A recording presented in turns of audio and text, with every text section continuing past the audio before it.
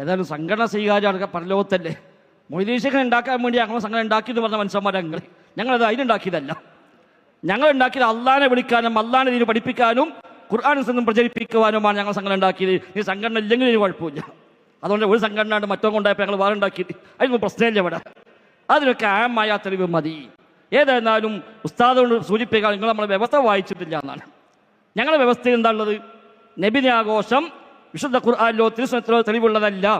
നബിക്കോ സഹാബത്തിനോ താബികൾക്കോ തബഴ് താബികൾക്കോ മദ്ഹബിന്റെ ഇമാമമാർക്ക് പോലുമോ പരിചയമുള്ളതല്ല. അത് ബിദ്അത്താണ്. ഇത് നമ്മളെ വാദം. ഇത് നിങ്ങൾ നേരത്തെ വായിച്ചു നോക്കിയാണല്ലോ. ഇവിടെ വന്നപ്പോൾ മൂപ്പര് വൽഹാസിലും പറഞ്ഞല്ലോ. ഇന്ത്യ ആ വൽഹാസിൽ നിന്ന് നിങ്ങൾ ചോദ്യം ചോദിക്കാൻ പറ്റുന്നില്ലേ? നബിദിനാഘോഷം ശിർക്ക നമ്മൾ പറഞ്ഞു കിട്ടണം, എന്നാ എളുപ്പമുണ്ട്. ഞങ്ങളെ സംബന്ധിച്ച് ശിർക്കായതിന് ശിർക്കാന്ന് പറയാൻ ഒരു മടിയില്ല. ശിർക്ക് അല്ലാത്ത ശിർക്കാന്ന് പറയാൻ ആരൊക്കെ പിന്നാലെ കൂടിയാലും അതിനെ എവിടുന്ന് പുറത്താക്കിയാലും നിങ്ങൾ തയ്യാറാവില്ല. ഞങ്ങളെ സംബന്ധിച്ച് ശിർക്കായതിന് ശിർക്കാന്ന് പറയാൻ ഒരു മടിയില്ല.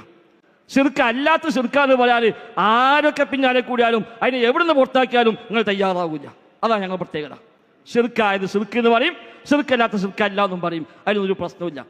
ശിർക്കായത് ശിർക്ക് എന്ന് പറയും, ശിർക്കല്ലാത്ത ശിർക്കല്ല എന്നും പറയും. അതിനൊരു പ്രശ്നമില്ല.